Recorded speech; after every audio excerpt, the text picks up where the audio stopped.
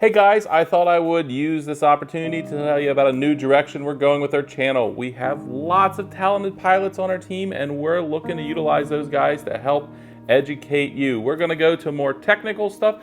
We're going to make sure we cover every little element of Flight 1 and anything quad related. The idea is eventually you'll be able to learn every single thing you ever need to learn about a quad from our channel, and we're going to use some of the best talents in the industry to do that.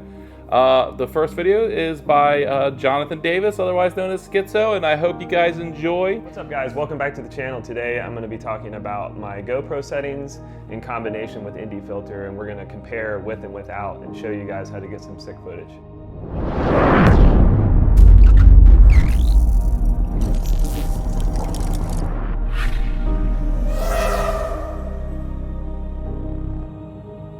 Alright, so here I have a Freewell ND32 filter. This is basically the darkest filter that you can get, and you really only want to use this when it's super bright outside. I'm not going to go over the specifics about how ND filters work. There's plenty of videos out there, but I just wanted to show you the form factors. Like this one actually snaps over the original GoPro lens protector like that, which is kind of nice. So then you have kind of like two lens protectors, so you're more likely to break this guy than your GoPro itself. And there also is a kind that's more of a film that kind of tapes over the original. So there's pros and cons to both. This one mainly is cool because it's an extra level of protection, but it does kind of get in the way with certain TPU mounts. And also these do pop off and they break fairly easily. And then the one that sticks on the front is actually pretty good because it works with all mounts obviously, but it doesn't add any kind of extra level of protection. So you're just gonna smash that GoPro right up. All right, so I flew around my yard with the same battery. I actually flew for 1 minute with and without an ND filter. And I'm going to show you the differences now. You can see for yourself.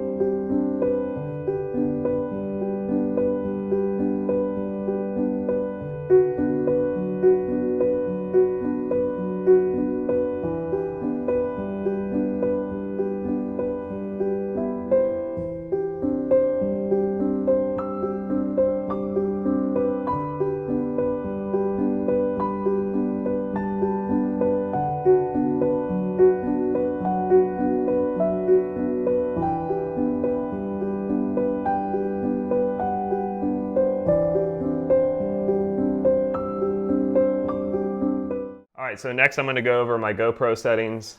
We have aspect ratio at 16:9. We obviously want widescreen. I prefer to film at 2.7K. You can obviously do 4K if you prefer. I just kind of like dealing with smaller file sizes. I may end up playing with 4K down the road. I feel like 30 frames a second is just the best overall natural looking frame rate. I mean, you can go higher than that if you're planning on slowing it down or doing some kind of cinematic stuff. But honestly, the higher you go, the more nauseating it looks, in my opinion. So for field of view, we definitely want super view because that's what makes the GoPro so awesome, is having its super wide field of view. We don't want stabilization because you guys have those buttery fingers. We don't need that. And also it adds kind of this weird like twitch in the yaw.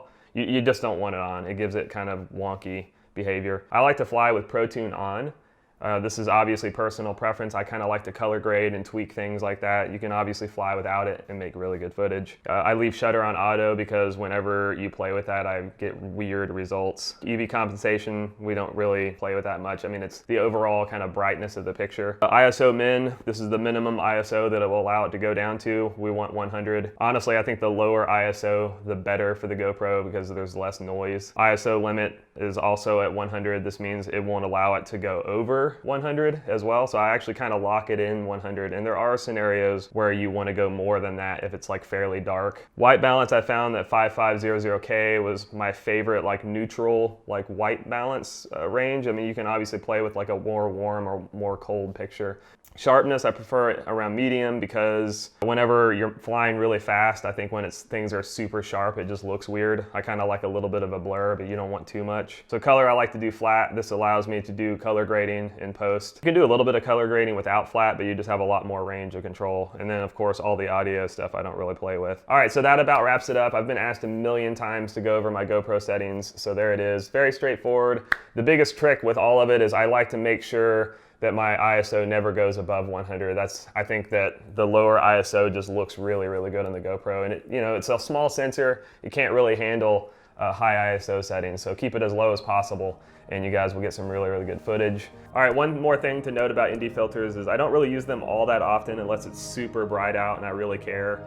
Honestly, a lot of times I don't really care, but if you have like a quad that has a little bit of micro oscillations and stuff, it will help hide those things because of the lower shutter speed. If it's like golden hour or it's, like cloudy out, you don't really need it, especially if you're gonna be running ISO 100 like I talked about earlier. You're gonna get really good footage. So these are my settings. You obviously don't have to agree with them and play around with them. I highly urge you playing around with them and learning about them yourself. But thanks for joining me and I will see you in the next one.